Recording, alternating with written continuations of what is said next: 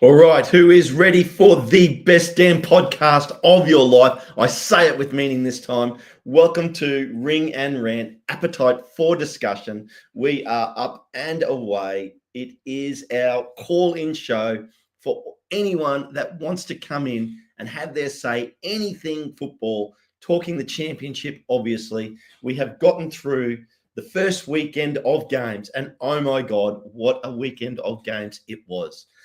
Unbelievable. I have the table here. I will bring it up. Check this out. Literally, Bristol City have absolutely stomped Sheffield United 4-1, and Stoke City have beaten Derby 3-1. And they are the only games from the whole weekend that were decided by more than one goal. So every other game was one goal or a draw. Absolutely unbelievable. Good to see people jumping on in here. I have put the link at the top. This is your show, people. We want you to have your say on what you think of the first weekend. We will talk Wrexham. We will talk any club this week. This is what the Ring and Rant Appetite for Discussion is all about. I am super pumped. I cannot wait for this season. It is up and away. It is going to be insane. Time Copper first in here. Hey, Carol. Hey, Nick. Carol, you are 100% right. This league is going to be tough. I don't know that it's going to give me a stroke, but it's definitely going to be tough watching. There are going to be close games. It is going to be hard. It is going to be heart-in-mouth stuff all season long. So, yeah, it is going to be amazing. I just can't believe that we came out and put on such a great display in our game and actually, really took it to Southampton. But besides that, let's get back to and take it back to the first game of the weekend where Paddy did do the watch along, and it was Birmingham v Ipswich Town. Now, it was pretty amazing. Jay Stansfield got Birmingham up 1-0 in the 55th minute. It was just like, they looked the better side. I absolutely will say it. They did. They looked better. It was pretty unbelievable. And it took all the way to 90 plus 5 before Ipswich got a penalty from a handball, and that got it back to 1-1. So, yeah, it was just absolutely amazing. I mean, it just crazy to start the weekend like that. Birmingham looked like they were right at home where they were meant to be in the championship. It was just, pretty crazy. Then we got into the rest of the weekend, and there were 3 games all at the same time. Coventry playing Hull and Charlton playing Watford. And, of course, we were up against Southampton. So just pretty amazing. I mean, Coventry and Hull, bit of a controversial one, played out a 0-0 draw. There was lots going on. Obviously, no goals. 18 shots by Coventry and 7 by Hull. And 3 shots each on target with fairly even possession, 58-42. So this was pretty amazing.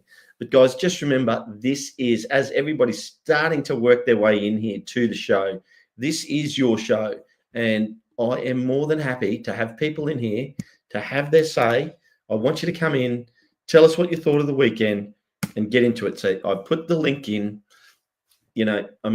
Feel free to jump on in there and have your say on this unbelievable first weekend of the championship. We get Carabao Cup now midweek, and then we get into the second round of the championship next weekend. But yeah, as we went on through here, it was pretty amazing. In the other games that weekend, obviously the early games, Charlton, Watford, Charlton getting up 1-0.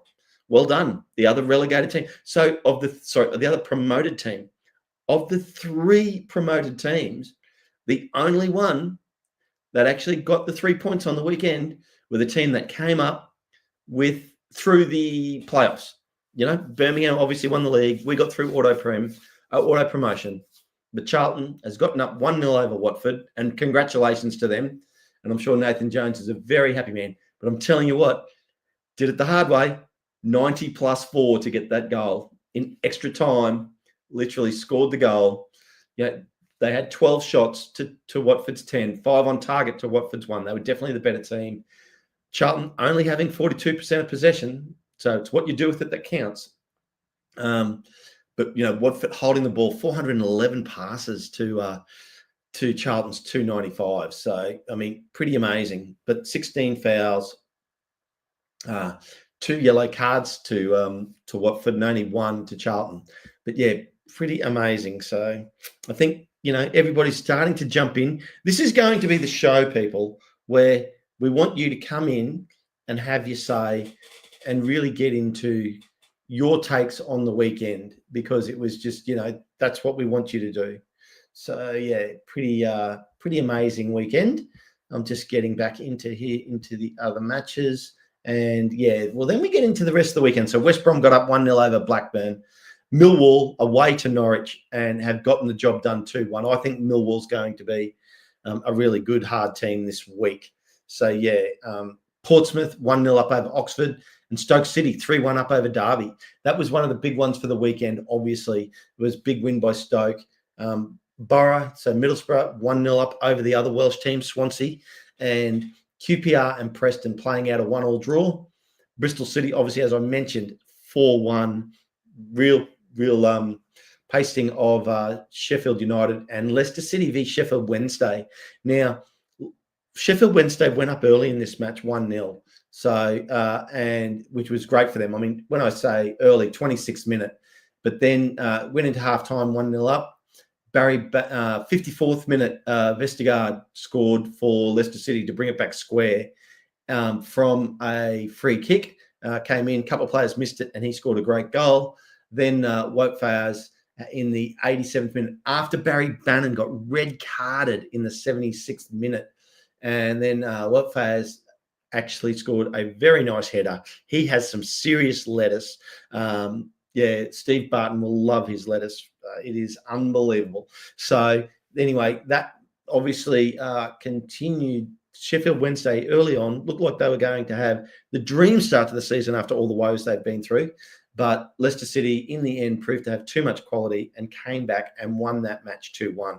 So I do have the table up there, as you can see in front of us. And as you can see, Bristol City sitting nicely on top there, ahead of Stoke City, Millwall, Leicester, Southampton, Portsmouth, Charlton. Now, obviously, Portsmouth rounds out the playoff positions after one game. So I'm sure those teams are very happy where they are after the first weekend. But this is a very, very, very long season. And we will see how this all plays out. You get into all the teams there. It gets all the way down to 9. So 9 teams won in the first weekend. And then we had 3 draws. So obviously Ipswich, Birmingham, we had Coventry and Hull, and we had QPR and Preston all playing out draws. And then obviously there's 9 teams at the bottom to go with the 9 winners. Ted, welcome. Banham was fantastic, Carol. Now, I would say, look, people, don't forget, this is your chance to come on in and have your say. So if you do want to come in, there is the link. I'm throwing it in there. Feel free to hit that link and jump on in here, and I will bring you up so you can have your say on what you thought of this weekend.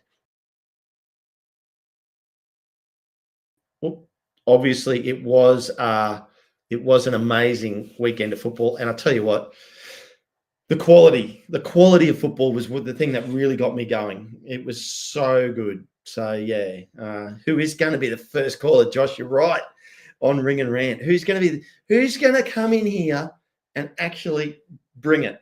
I want you to bring it. I don't care. I don't care how angry you are, how happy you are. We will talk anything you want to talk about here. I will bring, so feel free to hit that link, come on in and have your chat, because, it's your say. This is your show. I really want to see it. I mean, look, the boys have done a big weekend. Paddy started out the weekend with Birmingham v Ipswich Town. Josh did the Wrexham v Southampton game, obviously. And then Paddy was on again. So Paddy's had a massive weekend of watch-alongs. And, I mean, the boys are out and about. I know everyone, we've been chatting away in the Discord and everybody's happy. Don't forget to jump into the Discord if you want to. The news, I'm still waiting for some official news on Kiefer Moore. It didn't look that bad. And I tell you what, Kiefer Moore, he was amazing first weekend. Absolutely first weekend. He looked unbelievable for us. And a few players of note for Wrexham, if I get into that. Lewis O'Brien, fantastic. Connor Cody, amazing. Danny Ward, fantastic. Absolutely. In my opinion, I thought they were all great, but these are my opinions. I want your opinions. So let's get it in here and have your say, people. I really want someone to jump in. So yeah, Nick or Carol, if you want to jump in here and have a say, feel free to jump in. If you don't want your camera on, that's fine too. You know, we're totally good with that. As I have my morning coffee, it is 7:10 here in the morning. So yeah, going to be very interesting indeed to see what's come out of that weekend. But what I did see in that was that it was bloody amazing to have us look like a true championship team. So yeah, it was very, very good. I thought we were the better side for pretty much the first 40 minutes, to be fair. And yeah, I think that, then late in the first half, we needed first half. And I think that after that second half, we looked okay. We were definitely competitive, but late in that game, after the subs came, holy dooly, did Southampton turn on the afterburners? And we paid the price. Yeah, I really do think we paid the price. But yeah, I mean, look, people, I'm more than happy for people to come in. I really want people to jump in. We only got 29 people in here so far for the first ever Ring and Rant, but this show will build like all our new shows. So this is the start of it. So yeah, I definitely would love to see people jumping in here to come and have your chat. Oh, here we go. First up. Oh, look out. I got doubles. This is great. So no cameras, but that's totally fine. I'm going to bring them both in. Morning, Hip Karma, and morning, Carol, or hello, I'll say, because good morning. Hey, Hip Karma. Hey, Ken.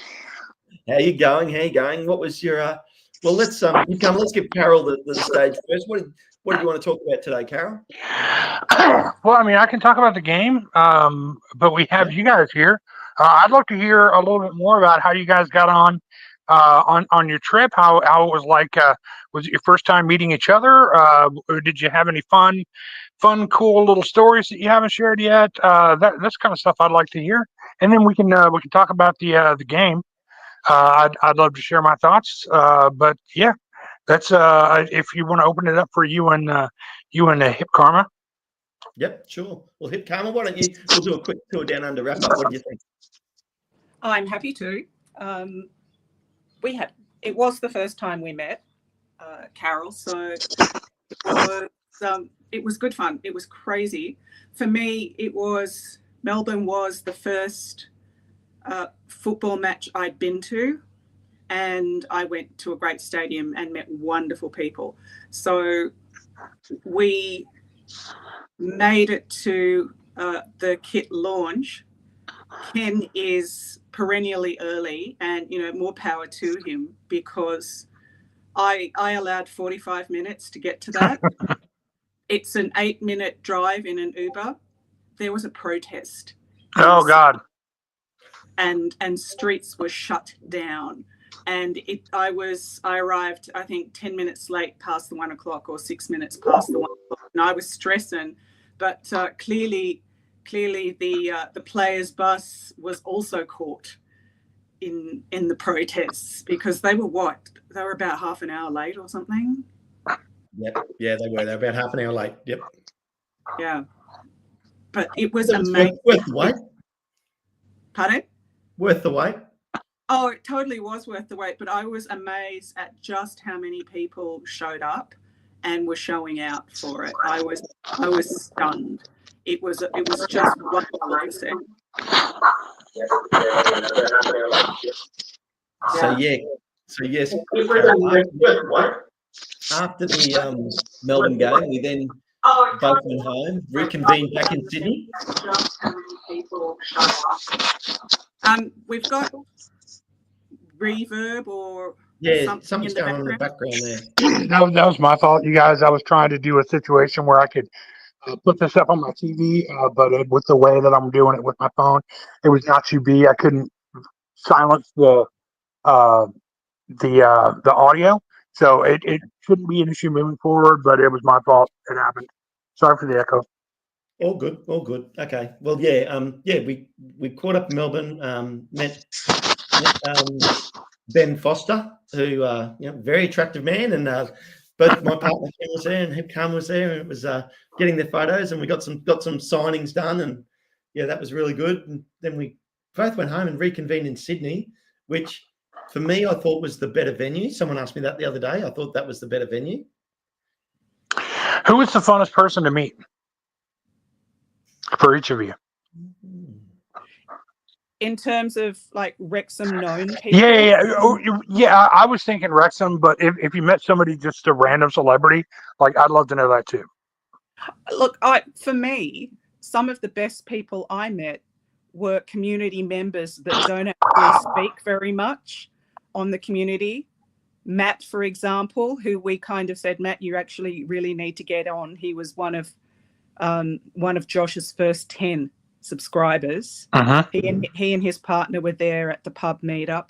We met Steve, who has come across it. We met some great people, and for me that was the big personality moment. That's awesome. Ben Foster is Ben Foster, anytime he's awake, I suspect, and he really does have a lot of personality. Ben Tozer is, you can just tell why that man was a captain. You can just, nice. He was lovely. Mo Fowle. So the people signing were Mo Fowle, Andy Cannon in Melbourne. Mo Fowle, Andy Cannon, and J Rod. And oh my God, Andy Cannon is small in real life. Is he? He's tiny. Yeah. He's a proper little elf. If I'd have met him, I'd have cried. He was. They were all lovely. Mo Fowle was desperate to play. He's so keen to play. Andy Cannon was so disappointed to say that he was months away yet from playing, and J Rod confessing to a foot injury, and he was so keen to play next match that he couldn't play this match. I think what we don't see is just how much they want to be on the pitch. Yeah, for sure. And be doing it for us. And I think that's why often for me, when people get angry at what they're not doing right or what's not quite happening on the pitch, I remember that that's a real person there trying as hard as they possibly can. Yeah. And it really brought that home. They were real people that just want to do the best for themselves, for the club, and for us. And within that context, it was great. And hey, Melbourne, we won. It was a good night. We won. Yeah. Sydney was a better stadium in a lot of ways in terms of the actual venue and our experience of that venue. I would agree. Keep going, Ken. Yep. I think for me, Ben Tozer was one of the highlights. We had a great chat with Ben Tozer, which was fantastic in Sydney. And then the other guy for me who I really enjoyed having a chat to was Wayne from the Turf. Oh, nice.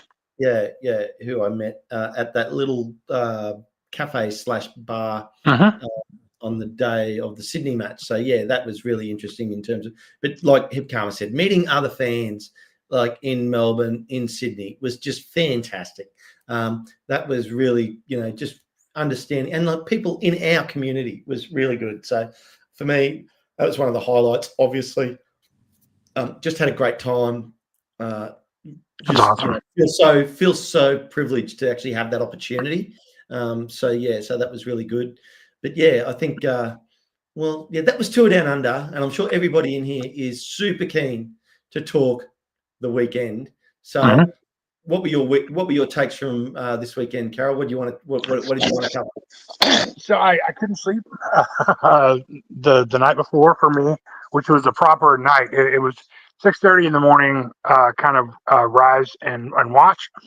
I tried to get a good night's sleep, and it just wasn't happening. I was too excited. So when game time finally came on, I was chomping at the bit like everybody else. I thought we played really, really well. Like the first half was really solid, and we had all those hit the bar, Windus hit the bar with that look that he loves, from the left hand side, one of those with the ones that Elliot Lee used to hit a couple years back from that left side.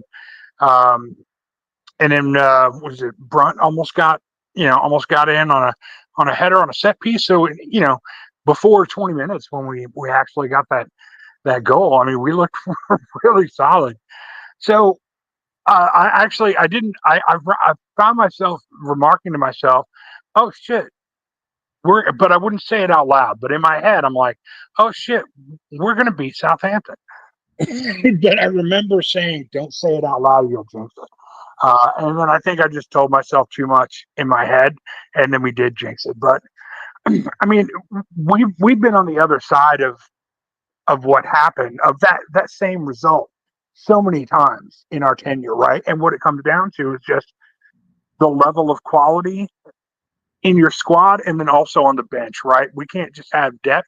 We need to have quality in depth, and that's been the difference maker for us coming up the leagues, right? That's why, in 90 plus games, we'll have that extra edge and other teams won't. And we just need to get back there. We don't have that same level of quality in this league, and that's what we need to be pushing for. So in my mind, the gaps of where we need were like clearly laid out and fairly evident. And so our marching orders should be pretty evident as well. And I'm sure we have the money to get us who they need. They'll get us players they need in. I'm not worried about it. And at the end of the day, I thought we performed well above, a level that I thought that we might. I thought, we could very easily get blown out 3 or 4-0. I was proud of us. I thought we played well, and I think it's a really good kind of stage to build from. And that's I'll stop there. Okay, no, that's some fair takes there. Hipkama, how were your feelings out of that game while we're on Wrexham, I guess? How were your feelings about that game on the weekend? Before we went into the game, and I did actually phone in for the first time in ages, my comment was and remained the same. All I want is for them to go out there and fight and to really go. And they did. They did. I was so happy and excited about particularly the first half. And you could tell that they hadn't played a lot together. They were still trying to mesh. But the new guys, the quality that had been brought in, were really bringing it. And you could see them trying to lift and take control. Until I had watched that match, I had intellectually understood that it was a different level, that they had to crank it up another gear or two. But I hadn't seen it, and I hadn't seen it relative to our guys. None of us had. And so it was a learning curve for me just as much as I expect it was for them, although they were much more disappointed than I was at the end of the day, because for me, they brought it to a team that was Premier League just last season, whose salary is about 4 times ours. Yep. For me, there is so much for us to build on that we did well. Yes, there are so many other things that we can do. I don't necessarily think that the answer is always just to bring someone new in. It's also to work with what you have. And I think some of the choices that Parky made in terms of who he did bring in, like captains and leaders and things, to help bring the rest of the squad up as much as they can, was a really smart move. I'm encouraged for the rest of the season. I am, as a consequence of what happened. So we have a lot to learn. Yes, people were out there tired, and you could tell they were out there tired once we'd hit, 85, 90 minutes, and they will get condition. I mean, what did Parky say all across preseason? He wants minutes in legs, and now we know why. That's me. Yeah, okay. Well, yeah. I mean, look, we definitely look capable. We were, we led for 90 minutes of the game. Well, from the 22nd minute to the 90th minute, Windass had an amazing early attempt on goal that hit the top bar, that had beaten the keeper. Keeper was all but beaten. And then obviously we did score then in the 22nd minute through the penalty to Windass after Kiefer Moore. Interesting. I didn't even think about in the post-match interview, Parky talked about it should have been a red card. And by the letter of the law, yeah, it should have been. But anyway, that didn't happen, and you play on. And it took them all the way till the 90th minute. And definitely you could see, it's harsh to say, we probably just ran out of gas at the end. And that's fine. First game of the season. I've got no issues with that. But yeah, I mean, basically my big takeaway from this weekend after watching a few games was we're totally fine in this league. We're going to get our fair share of wins. I promise you that. We're going to get our fair share of wins. No dramas at all. How well we're going to do, let's see.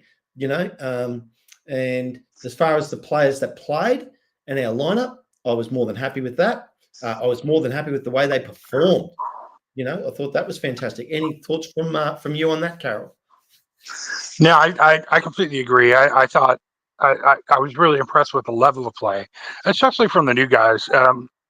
I hadn't really seen a lot in what I saw from the Lewis O'Brien kind of tapes and highlights and stuff before we brought him in. But boy, I'll tell you, every minute, as soon as he was on the pitch, I mean, he's just a little. I mean, he's like a little Mighty Mouse. You know what I mean? Just wind him up and let him go, and he's just. He's like if you gave, it's like, I think I said it in the Discord, it's like if you gave Rathbone crack. Like, he just runs around, he's everywhere. It's insane. It's like so fast and just into everything and just a pest. So that was a really, to me, he completely overperformed from the jump. And I think he's going to be a really big, especially this season, but he's going to be big for us. And I'm really excited to see what him and Rathbone can do together, because I think they're very similar. And I think they're going to give defenses a lot of headaches. A lot. Excellent. Yeah. Paul Kelly saying, I was shocked at how quick Moore was. And Aaron and I commented on that. We were having a bit of a chat. Definitely had an extra 1 to 2 yards on Ollie Palmer, and I think that was the difference. Now, I did notice, I'll bring James in. He's got dressed for the occasion. Good to see you on your best gear for us, James. No, my thing is, and this is going to be a crazy takeaway considering what all I've been saying this past spring and during the summer, patience. This is going to be a 2 to 3 year project getting us to the Premier League, because we saw yesterday what a side that got the least points in the Premier League ever looked like. And they hung with our best the entire time and then pulled it out there at the last minute. And that's because of the quality of depth they have from the first guy to the last guy. Like, we don't have the depth. We have the quality and the depth to stay up, which is absolutely what my expectation is for this year, is for us to stay up. But other than that, I'm good. We just got to bring in more depth, and we can't do it all at one time. We'll get in another 2 or 3 in January, and then we'll roll in and get another 5 or 6 next summer. It's just, we have to stack the talent, raise our floor and raise our ceiling. And right now, our ceiling is staying in the championship. Our floor is fighting, a relegation battle. I don't think that's going to be the case.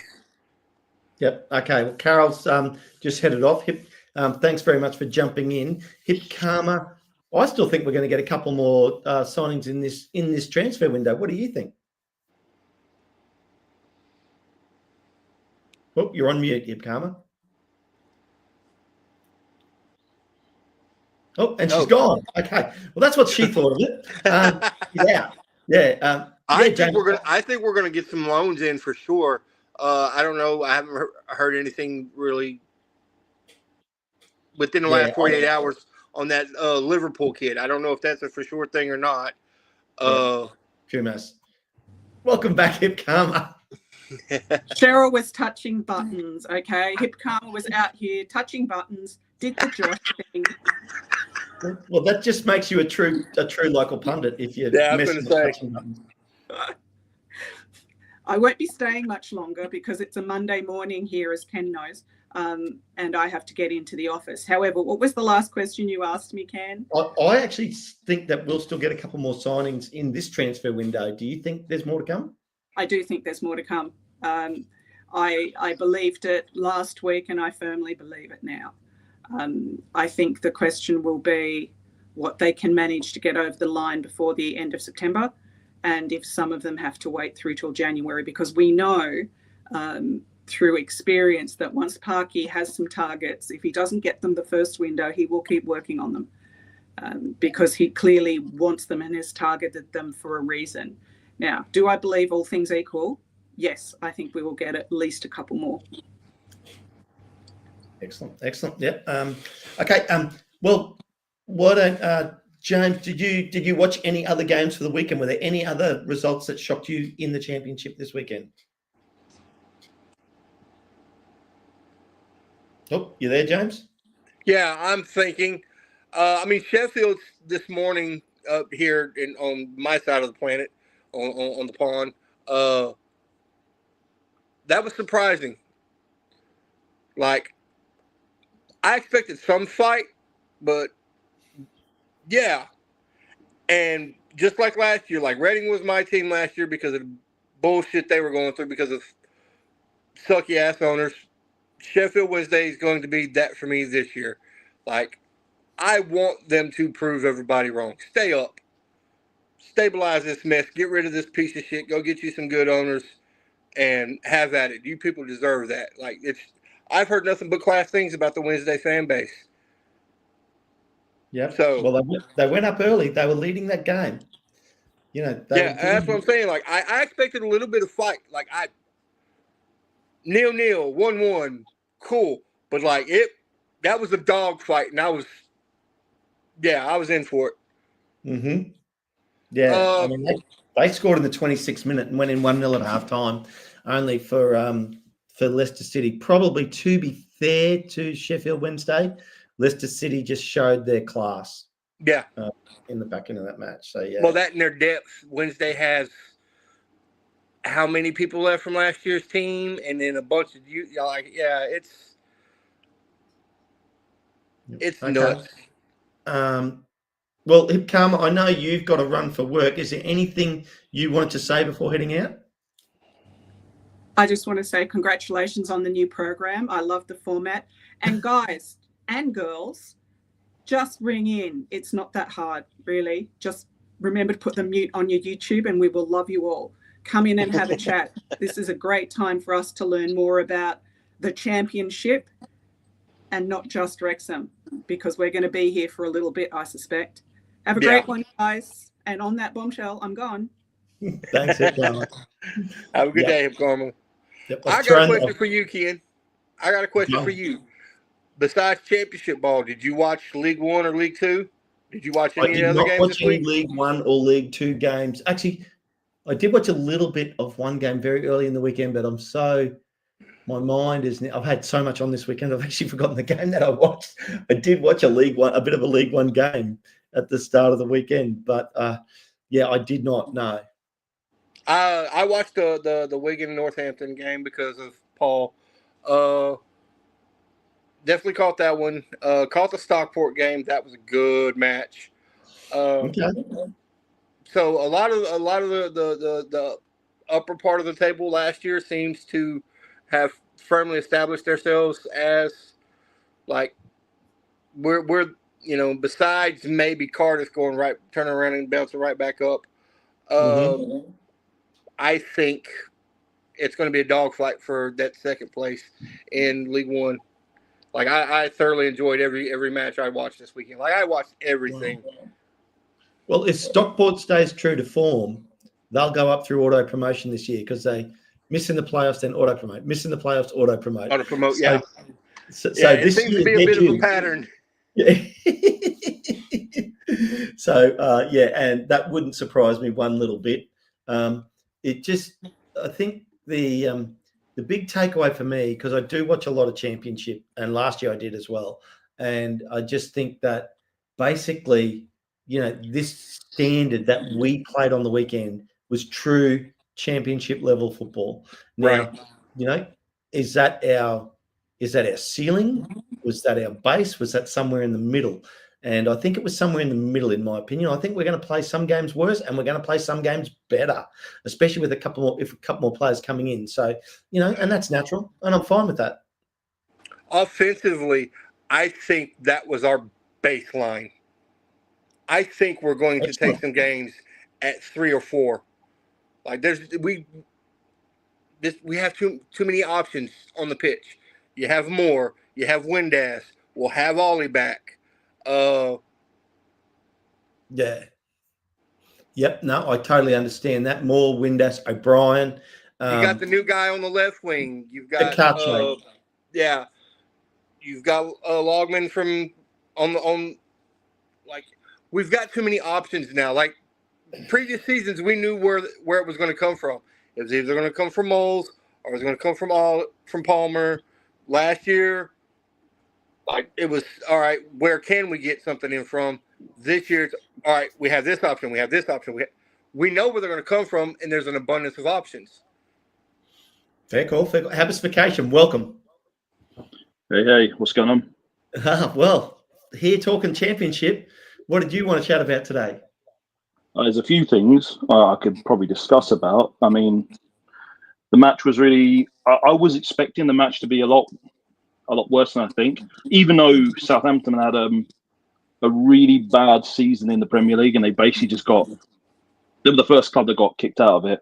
So I was just thinking, okay, going into the match, I was thinking it might have been 3-1 to them, but it surprised me how much pressure we put on them as well, especially with the signings, especially with Keeper Moore. The pace he was running at was incredible. He was fast. Yeah. Yeah, that I knew he was a bigger guy like Palmer, but like he's easily 6'6", 6'7", while Palmer's 6'2", 6'3". No, they're both 6'5". Yeah, I was going to say both 6'5". Yeah, they're the same height. Palmer's just a bigger guy. Like he's more physical, Palmer, whereas Kiefer Moore's got a bit more speed. He looked bigger to me as far as on TV. So yep, well, the numbers don't lie. Habisification's got it right. But yeah, I mean, there's a few things there's a few takeaways on here as well. So we did pretty well up until maybe the last 15 to 20 minutes of the match, and I was just thinking, okay, we starting to see that we're shelling in, and then you can see Will Still. He's just chucking in forwards everywhere. He's just subbing on forwards. Yeah. So he's just starting to put pressure on us. And then all of a sudden our possession stats started to go down significantly because now they were just trying to control the game entirely. And that's one thing I'm always a bit iffy about. But I'm like, okay, this is the championship. Everyone should know the championship is a war zone. People should not be taking their chances on this. When it's available, shoot for it. And you've got to keep your possession stats higher in this game because this is where some people might disagree with it because of the style of play that Parky uses. But I think what we traditionally know as Parky ball is going to come to an end, I think. Yeah. I mean, I'll give the one quick counter to that, and then I'll let you take it, James. All right. Is basically, Charlton only had 42% possession for their 1-0 win. And, there were teams that were really won. And don't get me wrong, I get your point, Habisification. You can't score without the ball, but you can win with fewer possession than the opposition if you execute better. But I take your point, and I think it has a lot of merit. I think you're more right than I'm right in that regard. James, yep, back to you. What I was going to say is you could tell by his strategy of just pouring more offensive pressure, Will Still was not going to go into that press conference after that match and have to explain to that fan base why they either A, lost, or B, draw to Wrexham.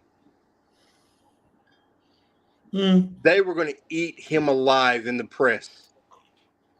Yeah, don't know about that. I think I don't think that's what they're thinking at the time. All I think they're thinking at that time as a manager is, how do I win this match? No, if you saw his reaction, like that was like there were several times after the match ended, they kept showing shots of him, and you could see the relief. And being a University of Texas fan and being a Dallas Cowboys fan, I've seen that look on head coaches before at all sports at UT. It's one of those, okay, now I don't have to answer that question in the press conference because he'd get hit with it 5 or 6 times with the local guys, with the regional South, uh, England, and then the national. Every time he'd do an interview this coming up week, it would be, well, how did, and it's either A, you lose to Wrexham, or B, you guys draw. That was going to be a question several times this week. He did not want to have to answer that question. I mean, they also needed a win as well because basically they were everyone's whipping boy the entire Premier League. They were just they were just everyone's whipping boy. They barely won a game. Yeah, they won 2 games, Haversification, and 6 draws all season. Yeah, no, and you could see it because we kept the more chances we were getting, you could see it on the look of the defenders of, oh great, here we go with this again. And he just kept pouring on offensive guys because it was one of those situations where if we're going to give up goals, we're going to score goals, and let's see if they can outshoot us. They increased the press, so that's what they did. So they just increased the press going forward. So because one thing you noticed is that we were starting to get tired, so you could tell there was a level of match fitness that wasn't there. So with the same with Sam Smith, like you could tell he's usually a lot faster than what we've seen him being fast, but. He didn't. I mean, he had surgery in his in his calf. He had to remove a benign tumor, and he's barely just coming on. Yeah, so, he didn't have no giddy up in his go. And we also have to take into consideration they've overperformed from what overall expectations were going to be anyway. From most of the fans were thinking, and they still have to gel in. They're not quite used to it, so there's going to be a kind of nervous energy that's going to be there still. That's why I don't mind us having this fast turnaround and having the whole game Tuesday. Yeah, Haversification. Here's I've got an interesting question for you from that. Like, you've just mentioned there, you feel the team outplayed the fans' expectation. Do you think the players played to their expectation? They could. I mean, they can only perform one game, every game to the best they can. So each game is going to be different. They probably put everything they could because for example, we saw Windass going for that shot on the outside, and if it was only a few centimeters lower, we could have gone like 1-0 up. 11 minutes in the game. Yeah. So that was just seeing that would have put us through, and then we were just constantly putting pressure on that they weren't quite used to yet. No, go ahead. On Haversification, you make a good point there. And look, I mean, Aaron and I were having a bit of a chat about it when the game was on, when Josh was doing the watch along, which is fantastic, by the way, with all the new stats and everything on the screen. Yeah. But Cody missed a goal there, just didn't come off his leg right. Lewis Brunt had a uncontested header that just that he hit dead down the center of the goal. That had gone like 1.5 meters to 2 meters either side of that. It was a goal. Of course. So yeah, I mean, there's lots of things there.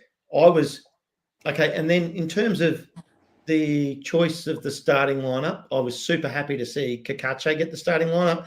I was more than happy. He really impressed me. As keeper. Your guys' thoughts on any of the players that started? And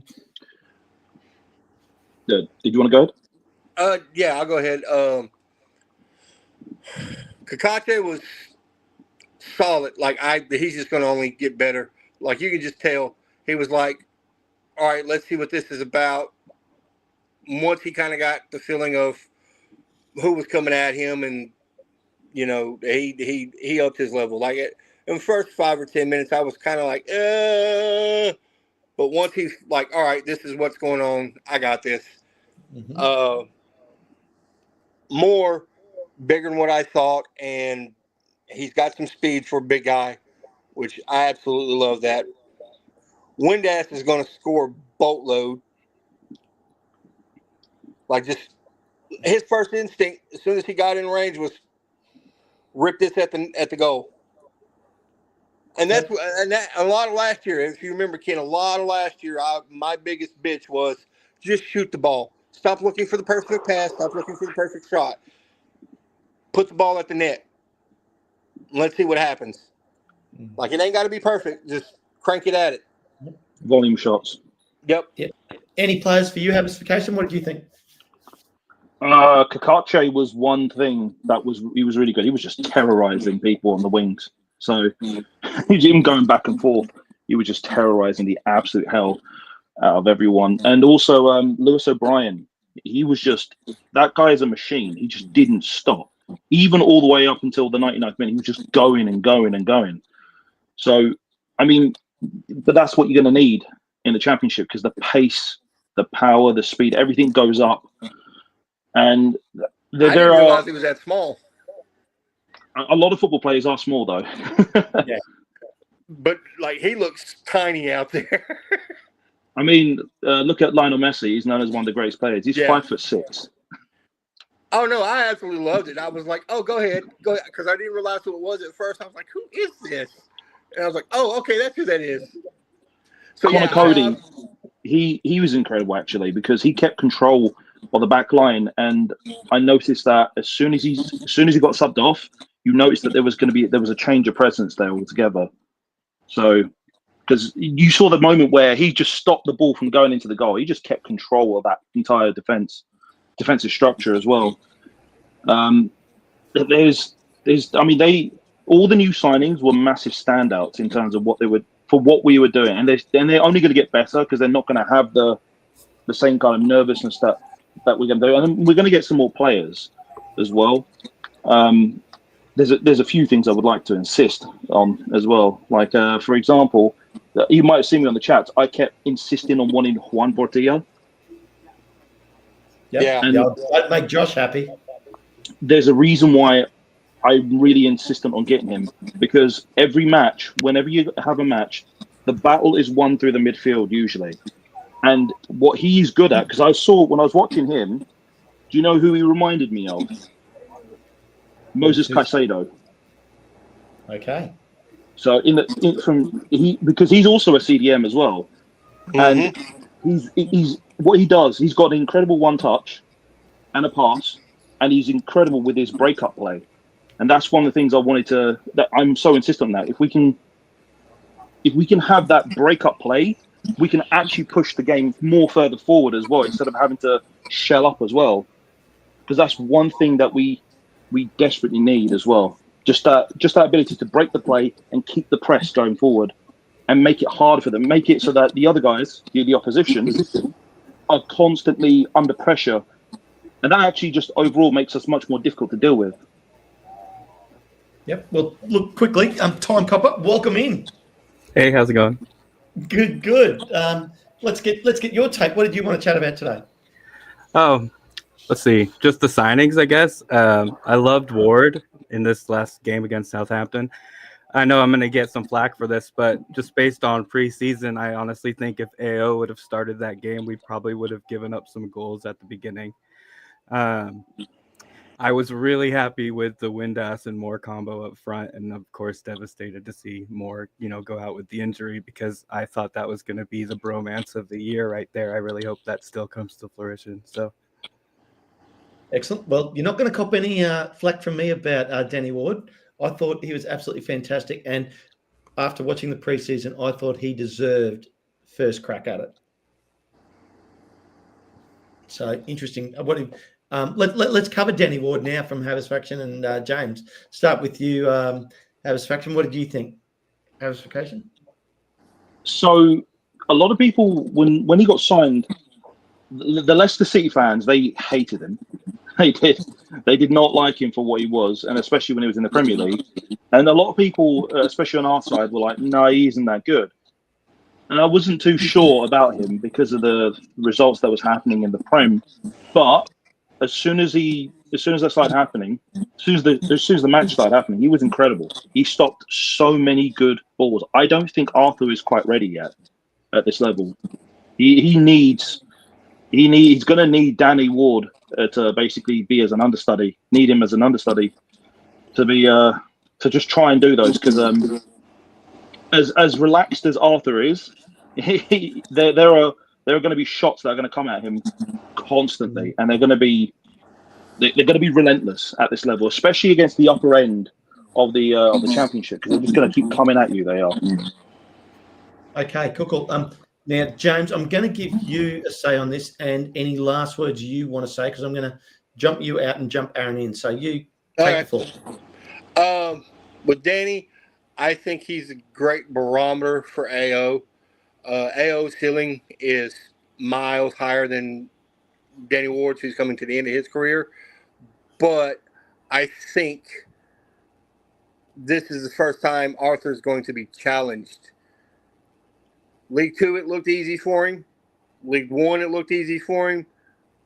This is going to be the first time in his senior team career he's going to have to knuckle under and bust his ass to get better.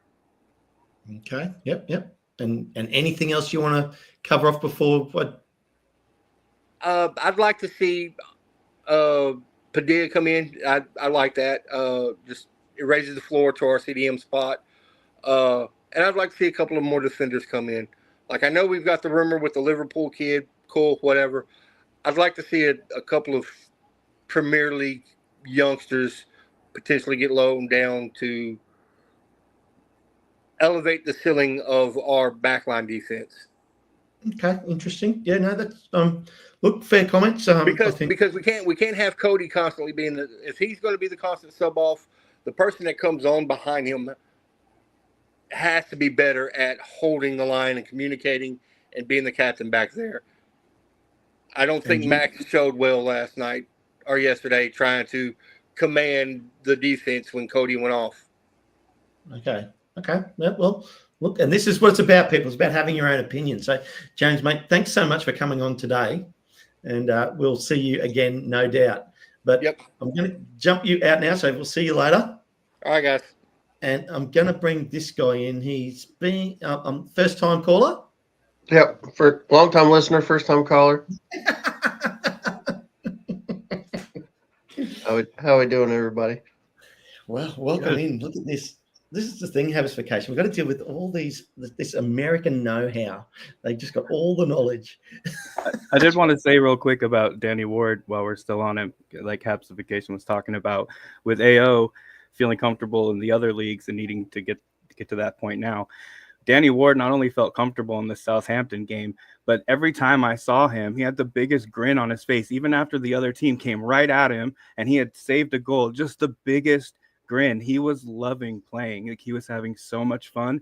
It kind of felt like he was just in a team scrimmage, like as far as the amount of joy he had on his face. And I just think that he is just comfortable in the championship. And like, it was really fun to watch him. So. Okay. There you go. Aaron, over to you. I just want to point out that I hopped on the show and then this comment came in. This podcast is way too sexy. I agree. I agree, Welsh Techie. As soon as I hopped in, is he back at the start? With that I'm assuming Techie is butt naked in a hot tub. That's best. Okay. That's what I think. You're going to take the sexiness. Okay, fair enough. Did you watch any other games on the weekend, Aaron? Actually, I watched a bunch of games on the weekend. Highlights for you? I think the biggest surprise was probably the Bristol Sheff United game. Where'd that go? Did anyone tip that?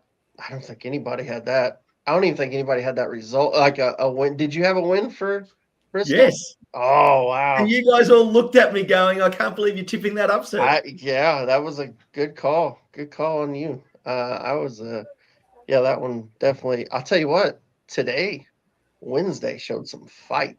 I mean, they gave Leicester all they could handle. That was a fun watch. I mentioned it at the start of the show, Aaron. Only 2 games were decided by more than 1 goal.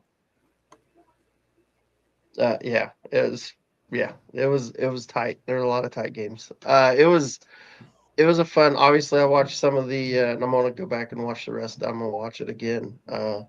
The West Brom game, since we're playing them Saturday. Yep. I watched some of them. They looked pretty comfortable early. So and then I didn't see the rest of the game, so I've got to go back and watch it. But that'll be something we'll break down Thursday. But yeah, I was pretty. It was a fun weekend. Fun weekend in the championship. Lots of fun results. Wrexham in the championship. This is just it, guys. Like, this is, and the games, like, now, like I've mentioned, being sports over here in Australia, I can replay all the games. So literally what I'll do now over the next couple of days is I'll watch 2 or 3 games just when I've got time. And yeah, I'm really looking forward to catching up on a couple of the games. I do want to watch the Norwich Millwall game, which I haven't watched yet. And I do want to watch the Borough Swansea game, which I haven't watched yet. Yeah. So yeah, interestingly enough, I just want to see how good Swansea are. So yeah, anyone else? Habitation, any other games stand out for you this weekend, or did you just watch the Wrexham game? I watched the Sheffield United versus Bristol, and I watched the Leicester match. That was those were interesting. Actually, about Sheffield United, you know who we're linked with them, right? Actually, we were linked with Jack Robinson.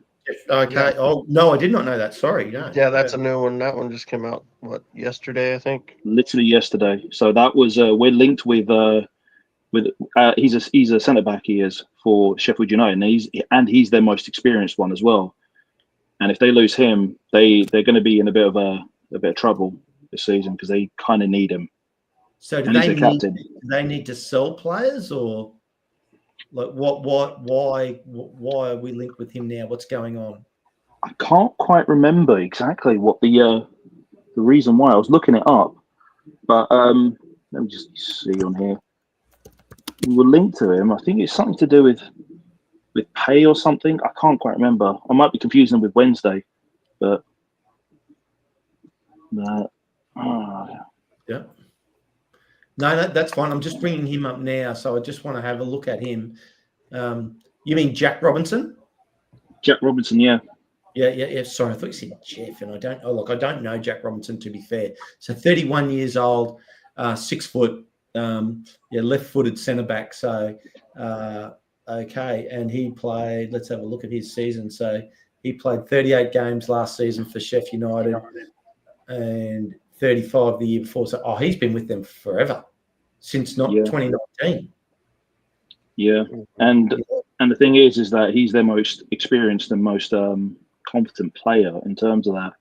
So, and he keeps the and he's their captain as well. So there's a bit of a shuffle that's happening at Sheffield United, but yeah, interesting. But we also Sheffield Wednesday. They surprised me in terms of how they played. I mean, yes and no. They surprised me insofar as that they were able to keep up, but you could tell, just like us, they started to tire, and you could tell the quality and the depth that Leicester have. They were just able to just constantly push them around. They were able to put the press on them, no problem. Yep. Yeah, I love Hip Karma's comment there. Parky going after a captain. Time Copper, what do you think of this one? Jack Robinson. It sounds good. I don't know much about him either. I just have been reading the posts people have been linking in the Discord as well and trying to get caught up on that. As far as the other games this weekend, I watched all of the newly promoted teams and I watched all of the newly relegated teams games.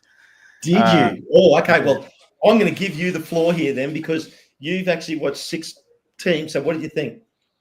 I think that we've been having this not friendly debate in Discord about what over predicting the team or whatever. But I think every team that came up played better than they were expected to do. I think every team that came down played a little bit worse than they were expected to do.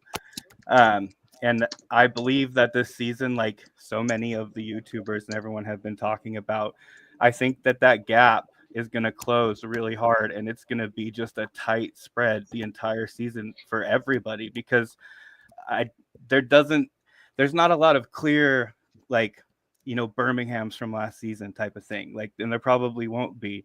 As far as like the playoffs, I don't think anybody can really predict right now who's going to go to the playoffs. We've seen a lot from a lot of teams that people didn't think had much, and we didn't see a lot from a lot of teams that are supposed to have a lot. So okay, so I mean, literally, I'm going to give you a chance here, and this is a really good opportunity, Time Copper.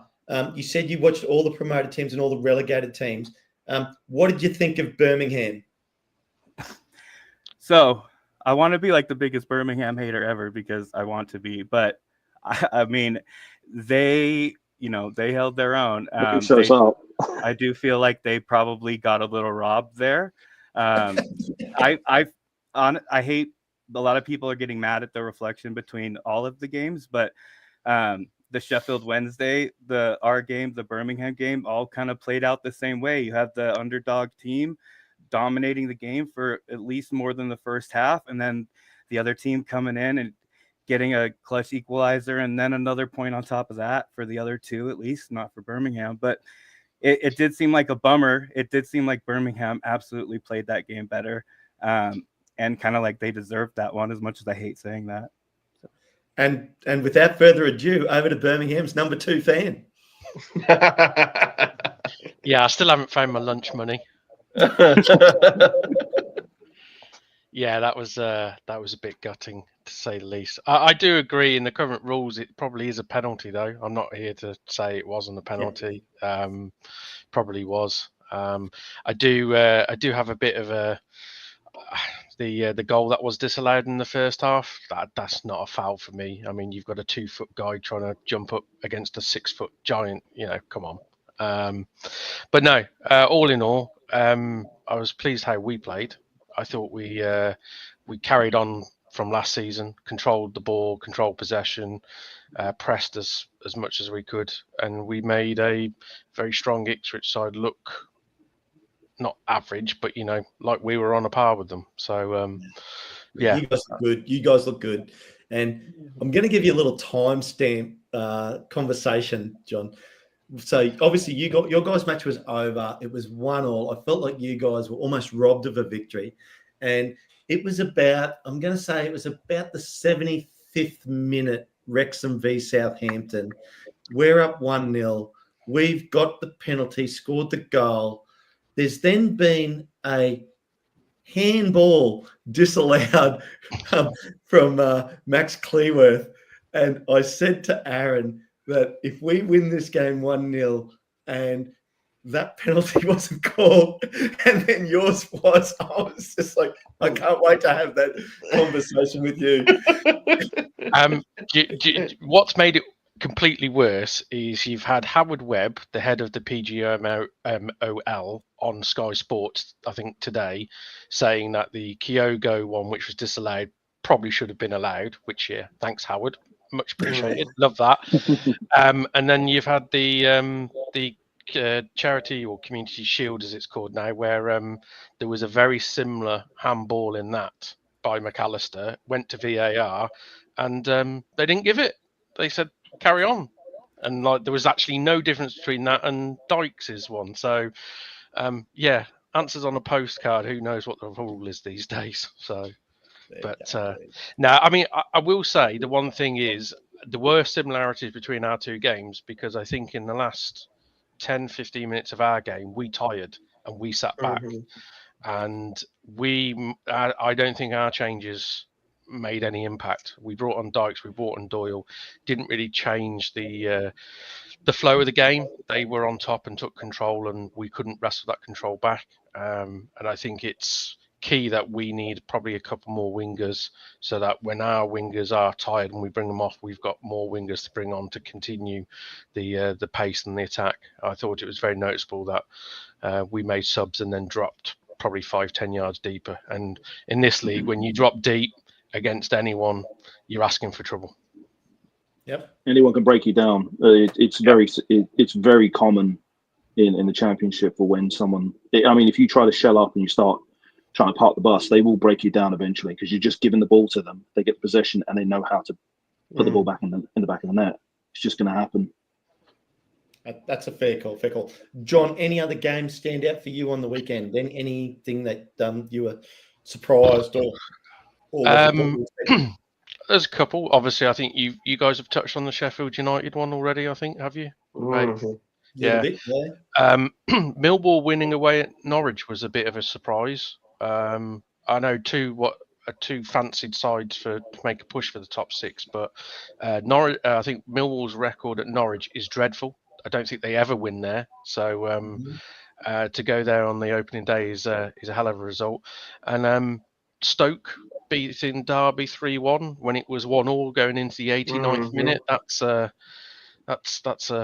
leaving it late special. So there's a few. I mean, Coventry 0-0 with Hull. I mean, I think all of us had Hull pretty much to go down this season, didn't we? In our predictions, that's a hell of a result to go to away at Coventry and get a point. Yep. Yeah, absolutely. And I mean, you guys got to. I mean, next championship game, you got to go away to Blackburn. Yeah, we never win at Blackburn ever. There's confidence. There's a fan that's filled with confidence. We're taking 7,000 up there, I believe. So it'll be rowdy. But we're a different Birmingham compared to what we have been in recent years. So here's hoping. That's fair. Millwall hadn't won that balls game being in thrown. years either. So what were you saying about Millwall, Time Copper? I said they hadn't won that game away in 57 years. So there's some hope for Birmingham, I think, to break theirs as well. Yeah, hopefully. Absolutely. I like anytime you see a team break something like that. I mean, that's cool. It doesn't matter on the team. So yeah, and Millwall now going this week and coming up in the championship, going home to Borough, and that Millwall stadium and their fans there. You're in for some verbal jaunts, shall I call them? That's the polite way of putting it, Ken. Yeah, they have a reputation for a reason. I've been to that stadium. I know. So Haversvacation, and then I said we're at home to West Brom this coming weekend in the championship, which will be our first championship game at home, not our first home game, which comes up this week in the Carabao Cup. But looking forward to watching us get a home game in the championship. Oh yeah, of course. I'll be watching it off that silly network called Sky Sports. So yeah. Never heard of them. Yeah. I was hoping at some point they were going to bring it onto DAZN because DAZN is way better. It's just way better. I was watching the Club World Cup on there and I was thinking, oh, this is a lot better than Sky Sports. That thing is a rip-off. I think the Premier League is going to be going on to DAZN in 2028. So at some point, I think the EFL will as well. Because what's the saying? What does everyone shout in the stands? Sky TV. Believe that. You never heard it. I'm scared. It's effing. Yeah. So, I mean, Aaron, what about you? Obviously excited for the week ahead. And after this weekend, it'd be interesting to see. I mean, 10 games. Paddy always says 10 games is where it gets pushed out. But, I mean, you're seeing wins in our future? Oh, yeah. I think we'll be fine. We doesn't necessarily mean we'll win this weekend, but I think we're going to be fine. I think we'll be able to. We'll be plenty good enough to be mid-table, top half, no problem. We'll see what we get in. I think there's definitely still a few, and I think you guys have touched on it already. There's a few spots where we probably still use a little improving, but I think overall, I thought we played really well. Kiefer Moore was a lot better than I thought he was. Actually, I'm going to let you continue on with that, but just give me 1 second. I'm going to jump out, guys. I'm going to give Aaron the floor. He's going to take over and be the boss. Okay. You boys enjoy the show. This is what it's all about. Anybody out there, I'll just put the link in there again. Get in here. If you want to have your say on the championship, any teams, we encourage everybody to come in. Let's keep this going. Fantastic. Enjoy the show, boys. All right. Thanks, Ken. But yeah, and I haven't got to see. I was out, so I didn't get to see all the show that you guys have done. So I don't know everything you guys have talked about today. But for me, Kiefer Moore was so good. The first half, until he got injured, he was causing them loads of trouble. He's pacier than I thought he'd be. I don't know. I mean, I didn't expect that. I mean, and maybe it's just because, nothing against Ollie Palmer, but Palmer's so slow. You know what I mean? but he was, and I'm not saying that Kiefer Moore's fast, but he was faster than I thought he'd be. So he caused so much trouble. Literally, Edwards from Southampton was constantly fouling him. It was the same person fouling him. It was, yeah. Yeah, he was just. I mean, he was a nuisance in their back line. They were struggling. They struggled with him. So hopefully, I mean, I don't know if you guys saw the replay, but gosh, his foot did some weird things when he made that kick. It didn't look good at all. I thought he broke his foot. Just from the video, I thought, oh, that's a broken foot. But apparently it might be a slight sprain. Yeah, apparently I know Parkey said after the game it was ligaments. So we'll see. Of course, that's right after the game. They haven't done a scan or anything. So hopefully we'll get some more info on that. I don't know if there's been anything today, an update I haven't seen. But yeah, hopefully he's not out long because I thought he looked fantastic. And then but as far as the rest of the game, I mean, I thought we defended well. I think we did get into that trap that we would get into last season. We would sit back and defend, and then we just set back and defend too much. Can't get away with that in the championship. Yeah, and we're just not going to get. Yeah, exactly. I mean, it's too much quality, and we did well. I tell you another thing, and I don't know if you guys have talked about this. James McLean did not look good. As soon as he came on the pitch, it was very obvious that they targeted him. They went right at him, and he couldn't cope.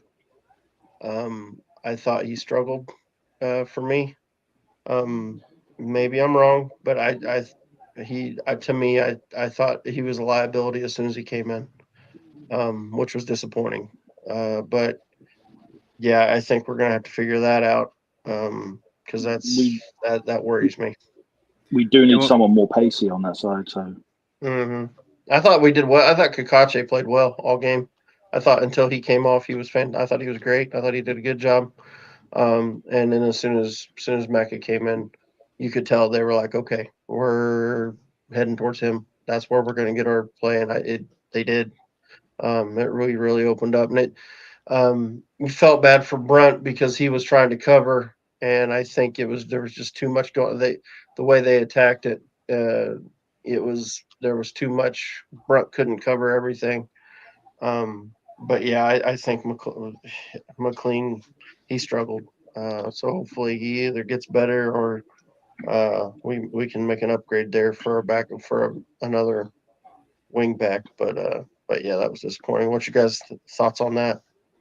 I mean, well, I was like chanting for him in the watch along, right? Come 70th minute or whatever. I was like, all right, we're looking kind of gassed. Like, let's send in super sub McLean. And when we finally came in, I was like, yes, McLean. And he just, it seemed like he just went straight to, once he realized he couldn't set the tone, like he kind of got outmatched. He just kind of went into like elementary school playing and got the card and it just didn't look great. Like he looked like he gave up and then just kind of wanted to pick fights. And it like was not really the time for that. And I think he came in with the right intention. It was 1-1. Let's keep them on their heels and go out with the 1 point. And I think that he turned that against us, somehow a little bit. I mean, it's McLean. Yeah, whatever side he's on, he's going to get a yellow card. Yellow card's just following. Yeah, but it wasn't a good yellow card. Like if he would have come out and set the tone positive and pulled the card and we went on the attack or something cool. But like I said, he just kind of started flailing around because he was losing, and I didn't like that really. I mean, that's McLean. That is he does that. Yeah. I thought. So yeah. Go ahead, John. I was going to say I thought all your subs struggled to make an impact when I agree. Yeah. But then again, it is hard to come on late in the game when you're under pressure and to get up to speed of a game. So it's not, it's one of those, you don't write the players off in that instance. But Hmm. I would say the two that stood out for me was the guy who came on at right wing back. Was it Longman who came on? Longman came on. I think him and McLean basically got stitched up pretty much instantly as soon as they come on. They just didn't get up to speed of the game, and they Mhm. were on the back foot from minute one. Yeah. I mean, there was it I can't remember if it was the equaliser or something. One of the goals came from where Longman just got caught ball watching, and the ball just got pinged right over his head. Yeah. But yeah, that's the championship. That's your squads, everything in this division, because everyone else has strong squads. That's the problem. Hmm. Yeah, I agree. Squad depth is extremely important in the championship. I mean, yeah, especially when you look at the upper end of the stuff. I mean, you guys at Birmingham, you got that Furuhashi you've got there. He's going to terrorize everyone. He is. Hmm. His movement's a bit good, isn't it? Yeah. He's good. No, if you've seen his stuff at Celtic, he's a football terrorist. He is. He gets everyone. Well, Southampton arguably has the best bench right now, I would say, in the league. So there's that too. That's fair. Yeah, I agree. I think they probably definitely one of the best benches. I think I saw on Twitter somebody made the comparison to how much their subs that came on they paid for them and what our sub or something like that as compared. It ended up being something like 49 million worth of players they brought on, and we brought on like 2 million worth or something like that. It was it just wasn't. It is completely different. I mean, I'm hoping we're going to get that loan from Wolves. I know you're not going to like that there, John, but we're going to supposed to get that Brazilian kid, Pedro Lima, at some point. So yeah, that one's kind of gone quiet. Have we seen anything new on that one? I haven't. It seems like that one's been a while ago, and it kind of went quiet. So I mean, his kind of situation was his situation is weird because he refused to go to Chelsea, so he ended up staying at Wolves, and then he didn't get any playing time. He didn't get any minutes because I think he went there because of Cunha as well. Well, that's what they say. But and then he's just basically been lipping around the entire time. So apparently there could be something close to an agreement to it, but there's nothing else that's been happening there. And the thing I wanted, you'll probably agree with this, is the CDM of Portia. That's the one thing we need because he will push the game forward. That's the one thing I want. Mm-hmm. Yeah, I agree with that. I think, I guess when we talk about our CDMs, I thought, sorry, Dobson. Yeah, Dobson. Dobson had moments where he looked okay, but then also had moments where he definitely looked out of his depth, like he just wasn't quite where he needed to be. And one thing I noticed, me and Ken, just for a little behind the scenes, me and Ken, after we did the pregame show, we just sat together and watched the game, and so we were chatting back and forth, and that was one thing that we noticed. You got a lot of these other players, for even like Lewis O'Brien, or and some of the new players we've got in, and then looking at the Southampton players, how quick they are with a decision to make a pass. And basically the ball's to them, and they're already sending it to the next one before they they've even hardly set their feet. You know what I mean? The ball gets there and it's gone. Dobson always was a half second behind. It took him to say he had to think about, okay, where do I want to go? Where other players they're already a pass ahead of where before they even get the ball. He seemed like he had to get the ball and then decide where he wanted to go with it. And it was just a little bit. You could tell that the football brain was just a little bit slower than some of the other players on the pitch. And don't get me wrong, I didn't think he was terrible, but I think he did struggle. There were times where he struggled a little bit through the game. Yeah. I'm just wondering why he didn't bring on Ashfield. That's the only thing. I know he's younger, but he has the pace to be able to just push it a bit further forward. I don't know. because we're stuck in our half. I don't know if bringing Ashfield on would have helped because we were defending so much. I don't think it's Ashfield's strong suit. I don't know if that would have helped. Maybe. I mean, maybe. I understand. I see what you're saying with pace. Maybe you can get out of the end if you get a little more pace on the field. You But, needed yeah. you needed that, like you were saying, you needed that defensive midfielder who can come in and is good enough with the ball at his feet to put his foot on and control the game, just take some possession back, just relieve the pressure. Yeah. Because it's like, I think it's been mentioned earlier, you can't take huge amounts of like possession in this league because teams will find a way through. So having a guy on the bench or a couple of guys on the bench that are good enough to bring on just so you can try and alleviate the pressure a little bit, but they're hard to find. That everyone's after those sort of players. That's the problem. So but yeah, you're right in the sense of like you mentioned with Dobson, it is the biggest thing I've always noticed, the difference between League One and Championship, especially midfield. It's that in-game intelligence and that know where the ball's going to go or know what your next pass is. Because in League One, you'll have all the time in the world in midfield to make up your mind. In the Championship, you have a split second, otherwise your ankles are by your ears, because somebody's come in and took them away from you. So yeah, for sure. And you know what though? I think overall, I was pretty happy with the way we played. I mean, I wasn't disappointed. It kind of went the way I thought. I knew they were going to dominate. They were probably going to dominate possession. So that didn't, obviously didn't surprise me at all. I thought what did surprise me is how many chances we got early on in the game. We were creating chances, and we were the good chances too, not just wasn't half chances. We had some pretty good chances. And then even in the second half, I mean, we had O'Brien was through on goal at the one that was. I mean, he was asking for a penalty, and it was. I mean, he definitely got pushed, but was it? Maybe. Never a penalty in a million years. Yeah, it was. Yeah, that was a tough one. You would say that, John. Get out of here. It's shoulder to shoulder. Get out of here. I will agree though. The Southampton player should have been sent off for the penalty you got. For the other one, yeah. Yeah, because how on earth is that a legitimate, play for the it's ball? It's not a tackle. It's a right. cynical foul, isn't it? Yeah. So it's the same guy that was fouling more the entire time. Yeah, I have to say I was really surprised that they didn't change that around, because from about 10 minutes in, you could see that he couldn't deal with Moore and he didn't know what to do with him. And in the end, he just basically tried to bear hug him to the floor every time and commit a foul.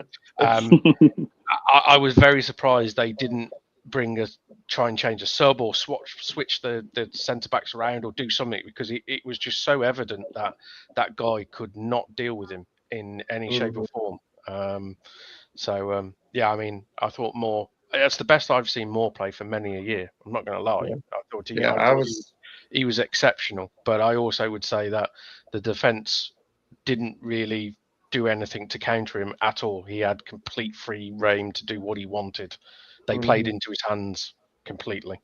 Same Windass. They gave him too much space, and then he was just taking shots from the outside. But one other thing is that with the one player that did impress me was O'Brien. The one thing about him is that he just keeps running around and he's able to keep just man marking there. But that's why I wanted that CDM role to be filled, because then we got the guy that we were linked to. He's got a really good one touch, and as I said to some of the people who might have heard, he reminds me quite a bit of Moses Caicedo with the way he breaks up play, the way he's rough and tumble, and he will get that game moving forward. And so you wouldn't need to have Lewis O'Brien constantly having to go back and try and defend and try and break up anything. You'd have someone right there ready to go and just ready and set and just break up the play there, push the game forward, pass the ball in. That's something we definitely need to get filled.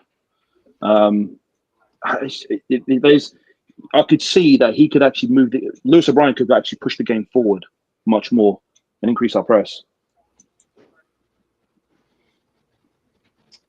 So let's see here. I'm trying to see if there was anything else you wanted to hit on. Other games in the champion. I guess we could do. I don't know if you guys have done this yet. We can do a quick run through on the fixtures and just kind of let everybody know what did happen for some of the other games. Obviously, 1-1 draw for Birmingham against Robbed. Ipswich. Robbed. I tend to agree. That was tough. Yep. I think they It got was robbed tough. too. Yeah, it was. I think it was a fair deal. That was. It was pretty funny in our little group chat we got with the guys that do the local pundit. That right after the game. What was your quote, John? It was, I feel like I've been kicked in the nuts and somebody stole my lunch money. Is that what it was? That was it, Yeah. word for word. Yeah. Yeah. So that was his quote. Well, then the next day, next morning after our game finished, I responded to him, same. Same. I felt the same way.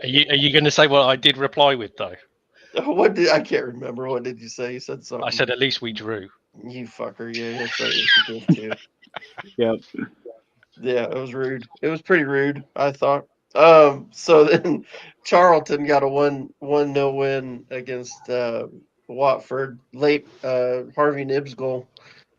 He just came in. He ain't been there he just got in there this week, right? He's only been there a few days.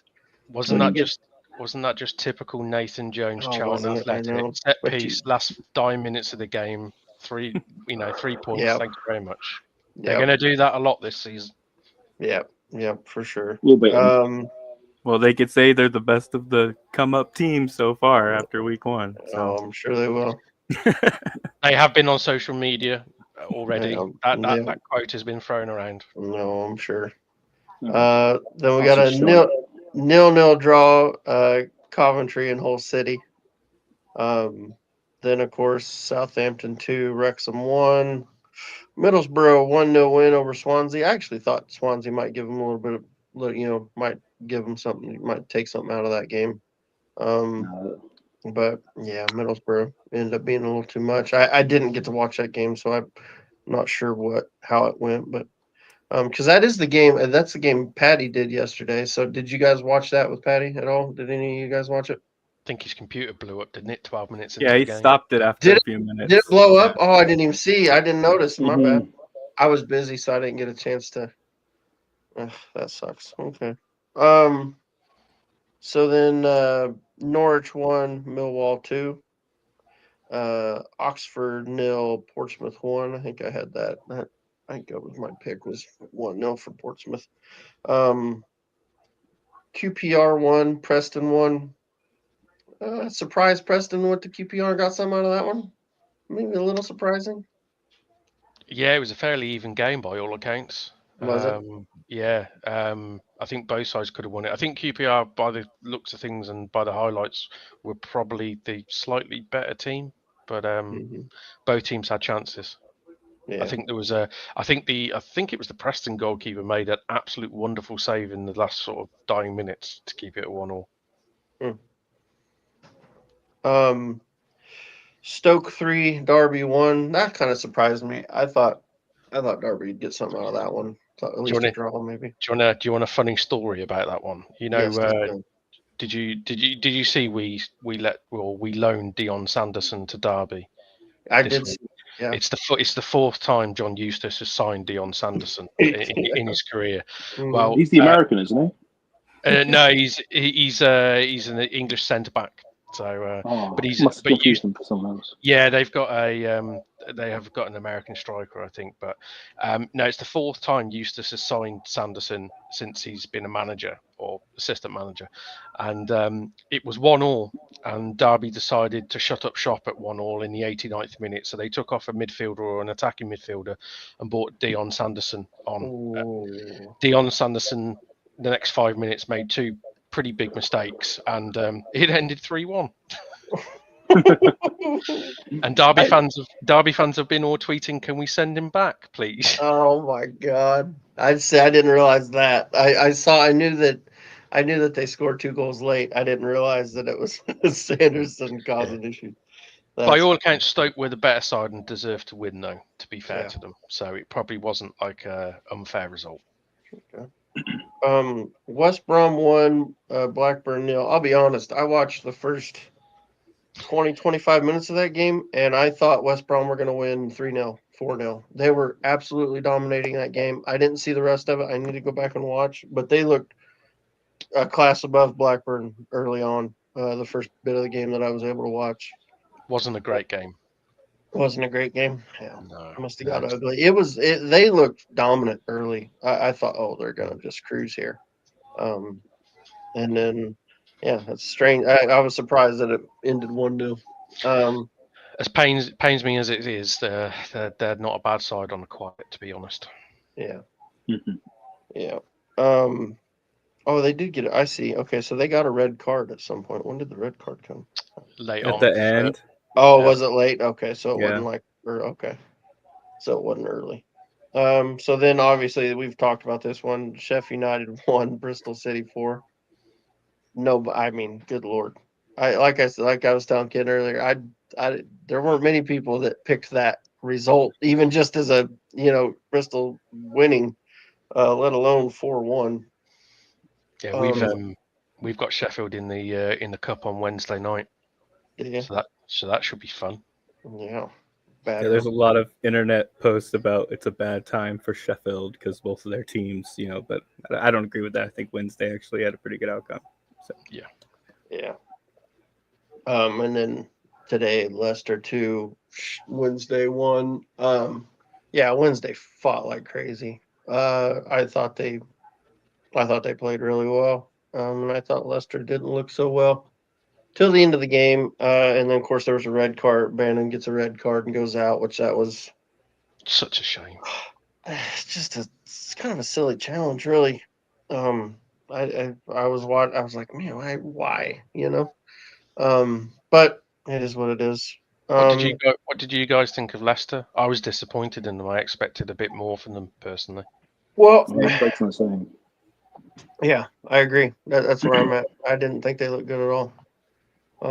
They got better as the game went on, but I still didn't think. I think of the relegated teams are probably third of those teams from what I saw. I think Ipswich and Southampton are definitely looked better than they did. I really expected more from their wide players, the two guys they've got out wide, because they are, or the last time Leicester were in the Championship, those two were absolutely phenomenal at this level. They will rip you a new one any given moment. So I was quite disappointed in them. Really, they didn't seem to really go for it at all. It all seemed a bit controlled and a bit sort of not scared to go forward, but it seemed almost like the handbrake was on. So. Mm-hmm. Do you think it was just they expected to roll in there and just steamroll them, and it wasn't going to be hard at all, or do you think they just what was your thoughts?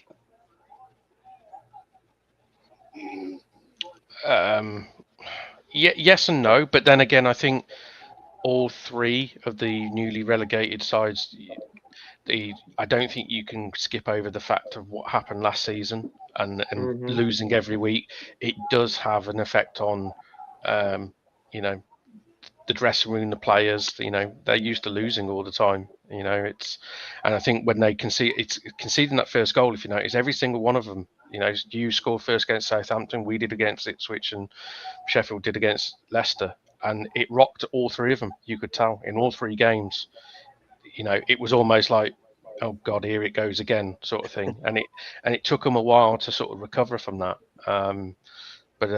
Yeah, I think the sad part is the money that they have behind them is, you give it probably 2-3 weeks, they'll get into their gear then, and that's when you don't want to play them probably. Yeah. I mean, it's kind of sad the way Leicester's come back straight down to the Championship once again, because less than a decade ago they were Premier League winners. Less than a few years ago they just won the FA Cup. I mean, these guys should be in the Premier League, fighting it out, and they were in the Champions League as well. So these guys should be in the Premier League. Like, it's not. This is not the place for them to be in. But hey, swings and roundabouts. Yep, it's crazy how quick things can change. Because I guarantee you, 2000, back then when they won when they won the Premier League, if you'd have told them then, yeah, by 2025 you're going to be a championship team, they'd have been like, what? You know what I mean? No way. They won the match against Man City. It was. Yeah. They got them the win. Yeah. I mean, it's incredible. Should show as a warning to a lot of clubs in the Premier League that you take your eye off it for one season. Yeah. This is where you can end up. Let's see here. Let me go through here to see if we got any questions in the chat. And here's one just popped up, Jesse. You guys, do you think there's going to be any change in the roster for next week's game? So I assume you mean the whole city game. If not, pop it back in there. Well, I guess we can answer both. So first, just in my thoughts, I'll go with me, and then I'll pass it around. For Tuesday's game, or is it Tuesday or Wednesday? I think it's Tuesday. Whichever it is, whichever it is. I think it'll be a full 11 change. I think everybody will get changed. I don't expect to see the same. You know what I mean? I don't think we'll get the same group out there. I think you'll get Okonkwo in goal. I think it'll be a complete 11 change. I think if you look back last season, I think he did the same thing in this competition. I don't think he takes it too serious. I think he just looks at it as a chance to get players out there and get a look at them. So I don't think he'll keep any of our starters in there. Could be wrong, but I think it'll be a big. I think it'll be a big change. Hapsification. What do you think? More than likely, it's going to be the case because I don't think Parky's ever really cared that much about the League Cup in any way.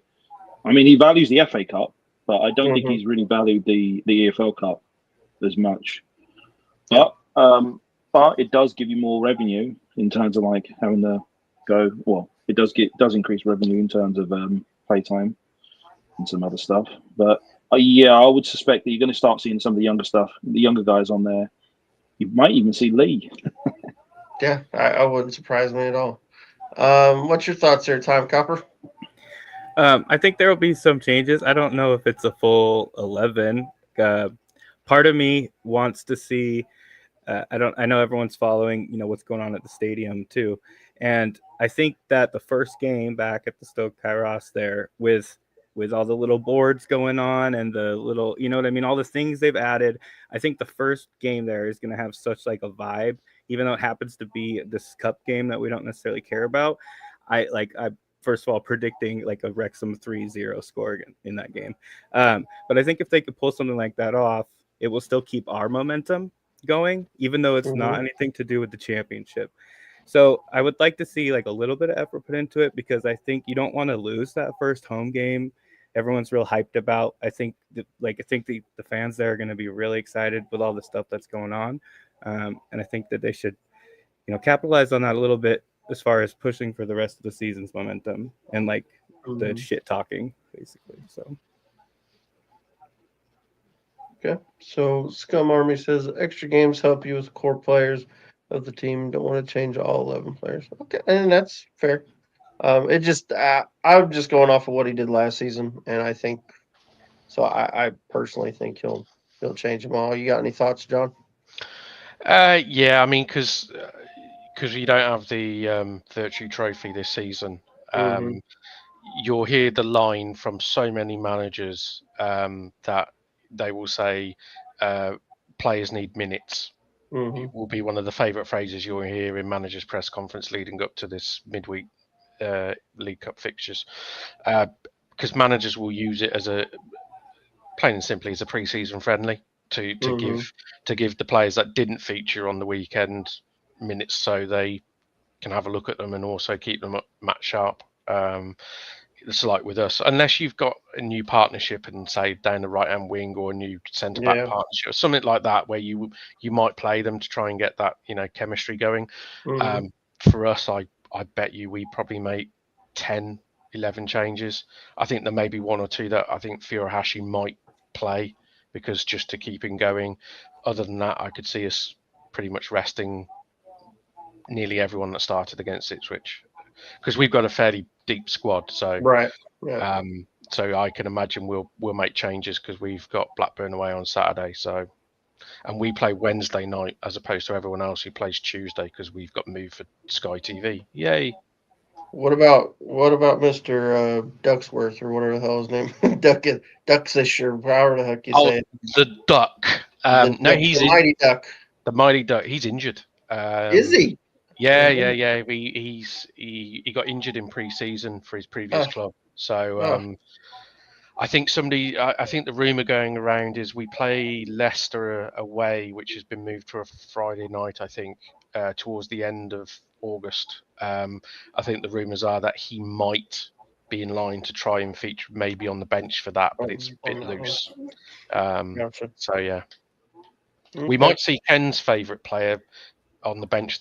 We might get Fujimoto on the There bench you go. because There you he's go. only just come back from injury, and I think he played a cameo role in an under-21s. So Ken will be pleased with that one.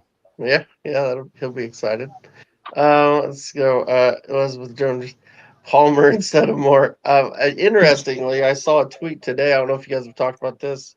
Ollie Palmer at Wimbledon watching the game. Yeah, with grumpy face. Yeah. Wouldn't be surprised. Wouldn't be surprised if he ends up getting that move. Getting whether it's a loan or a permanent. Going down to Wimbledon. That's where we got him from. So yeah, I wouldn't be his surprised. contract ends at the end of the season, I think. End of the season, yeah. So but who knows how they'll do it? But I'd be surprised if he doesn't end up down there. I know there was some rumors. Somebody said they're MK Dons. I can't. Being that he's played for Wimbledon, I have a hard time seeing him going to MK Dons. His granddad will hate him. Yeah. Yeah. His granddad will hate him if he ever plays for MK Dons. Yeah, that's I struggle with that one. I can imagine he'll go to Dons, but part of me thinks he hangs around. I just think he's got business with us as well. He's hung around to this point when, let's face it, he clearly wasn't part of the plans last season. So it's like, well, if he was going to go, I almost think he would have gone already, if you know what I mean.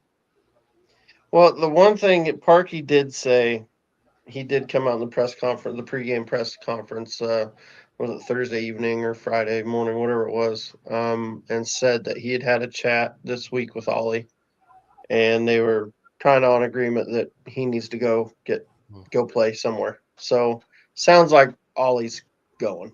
I don't think he's going to stick around. Before that, I kind of wondered if he might just stick around because I don't know what he's on. I can't imagine he's on a ton of money. And so they, maybe just keep him around just to keep him around. If he didn't want to go, maybe. But let's face it, if he goes to Wimbledon, you're probably still going to pay the majority of his wages anyway. Probably. Let's be honest. That's kind of what I'm thinking. Yeah, probably. All right. Anything else? Let's see. Well, how many injuries would we need for Palmer to actually play? All of them. Quite a few. Yeah, we're gonna need a lot. To me, I don't. We've got so many players that can play up top. I don't think we. Yeah, Palmer is the greatest striker in the world. He scores 69 goals. Well, I mean, if you guys remember, Josh did say that Palmer would be starting this season, and we all know that didn't come true. Yeah. Josh also said Coventry were going to win the league, so Yeah. I wouldn't be shocked if they did. I wouldn't be shocked. I would be. Oh, let's shoot. Lampard's going to do. I wouldn't. Lampard's going to do something with them. All right, so let me throw this out to you guys. Next weekend, next league game, first home game of the season. Well, first league home game, isn't it? It is home, right? Now I'm second guessing myself. I said that. I think it's a home game. Yeah. So it's West Brom at home. What changes? Obviously, I mean, we're assuming Kiefer Moore's probably out. So what starting lineup would you guys go with? Let's start with you, Time Copper. What are you thinking? I mean, I just think that they'll have to probably replace Moore with Smith. I mean, I really liked everything we did against Southampton.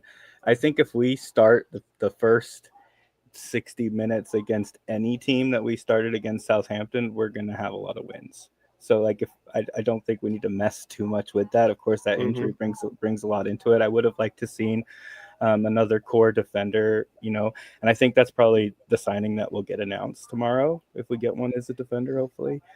But yeah, I was really happy with the Southampton starting lineup. I really liked what they did. So I would like to see something similar to that. I agree. I wouldn't change a whole heck of a lot. I could possibly make the argument to play Hardy instead of Smith. I thought Hardy played really well up top. Obviously he got that one chance great save by the keeper. Fair to him. That was so close. And that would have put the game away. That would have put us up 2-0, and that'd have been the end of it. But yeah, I liked Hardy up top. Smith still looks a little sluggish, and maybe to that point, maybe we just need to keep playing him and get him back to full fitness. You just get back to match fitness. So, you may be onto something there. What's your thoughts there? Habsification? We probably will see the same kind of on the back line. We're probably going to see the same thing. Mm-hmm. I'm a bit worried about Max though, because he's still carrying over some of the rookie stuff from League One as well. He needs to keep the ball within his feet. He can't just keep hoofing the bloody ball down the other end. He needs to be able to take control of it, keep possession, pass it through the middle, or pass it on the wings. But we're probably going to see Brunt, Cody, and Max again. Probably going to see the same. We're probably going to see the same formation as well. That 3-5-2-1. I would prefer if he would go into a 3-4-3, but he's probably not comfortable with that yet, because that's what I think he's going to be changing towards, either a 3-4-3 or a 3-4-2-1 at some point. Mm-hmm. Yeah, that's fair. John, I know you're a Birmingham fan, but you got any thoughts on it? I think it's Parkinson, isn't it? It'll be the same team. You'll just probably bring in Smith for more. I'll be interested to see how your new left wing back copes if he's still there, Tom Fellows, because Fellows for West Brom is one of the best wide players in the division. Whether he's still at West Brom come next weekend is a big question mark. I don't know, but that'll be a really good, test for your new guy to say, okay, how good really is he? Because Fellows, if he plays, will really test him, and it will test your back line. So, but no, other than that, I think it will just be a straight, like you guys have said, probably Smith for more. And other than that, I think it'll be the same team. Yeah. Yep, that makes sense. All right, guys. Well, we've been on for an hour and 47 minutes. I guess I'll pass it around, get your guys' final thoughts, and we can get out of here unless anybody else wants to jump in last minute, but it doesn't look like anybody does. So, habitification. Any last thoughts? What are you thinking? It's only the first match we've had. Let's take this on the chin. We'll do well, and we just need some time to get used to it.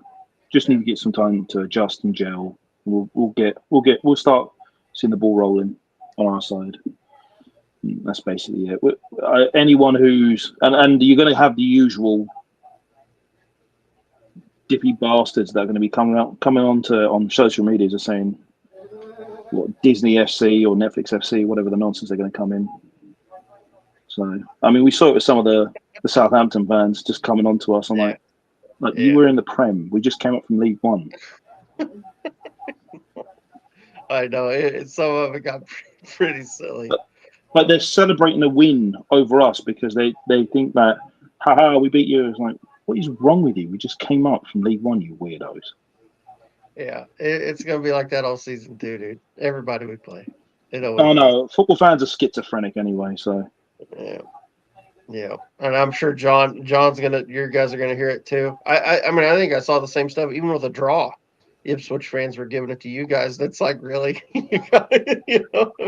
Absolutely. And if the shoe was on the other foot, we would do the same. If you score a late minute equaliser or a late minute winner, no matter who you're playing, you celebrate it like you won the World Cup.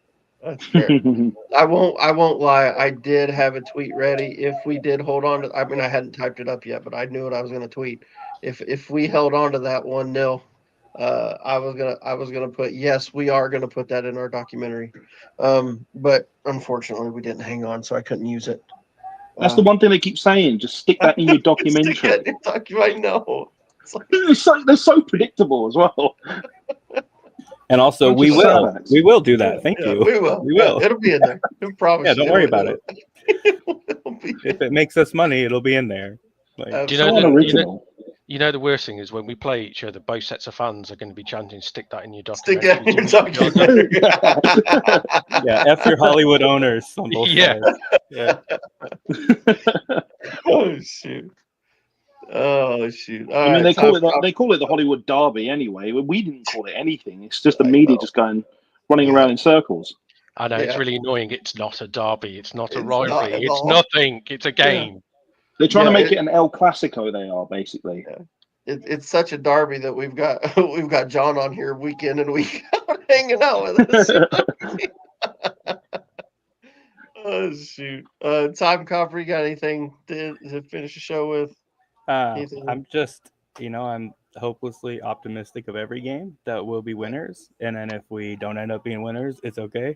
I'm going to find the good stuff and take it from that. I don't like, no reason to go into any of this negative, especially as the Wrexham fan right now. Like, what do we have to be upset about, So, just like enjoy it. I'm going to enjoy it. Yeah.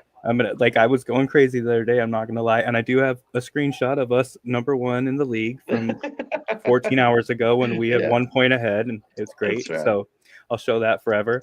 But we just, gotta go at it like our players are supposed to, where it's like they're just gonna go out there and give it everything they have and have fun, and that's probably what we should do as fans. And if we're not, then there's a disconnect there, I think. So John, got anything? Yeah, just to everyone, it's the championship. It's the best and the most brutal league around. So you've all experienced, including myself, the most brutal side of the championship on the first game. There'll be plenty of games where the shoe's on the other foot. So enjoy it. Enjoy the ride. Yeah, for sure. All right. Well, I like that. I think we can say on that bombshell, we will see everybody soon. Bye, all. See you in a bit.